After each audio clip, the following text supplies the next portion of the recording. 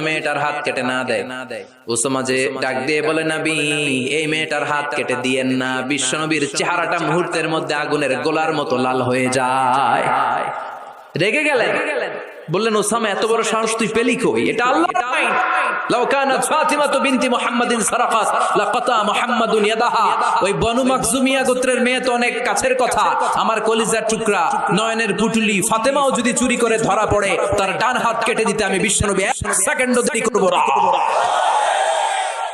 আইনটা কার? এই চোরের বিচার হোক আমরা চাই কি চাই না? একটা চোরের বিচার যদি আমাদের 17 কোটি মানুষের প্রধানমন্ত্রী মাননীয় প্রধানমন্ত্রী শেখ হাসিনার তত্ত্বাবধানে জাতীয় মসজিদ বাইতুল মোকাররমের সামনে যদি একটা বড় চোরের হাত কেটে দেয়া হয়, আর সবগুলো টেলিভিশন চ্যানেল যদি লাইভ সরাসরি সম্প্রচার করে, আমরা সবাই যদি দেখি, বাংলার জমিনে আর কোন চোর খুঁজে পাওয়া যাবে?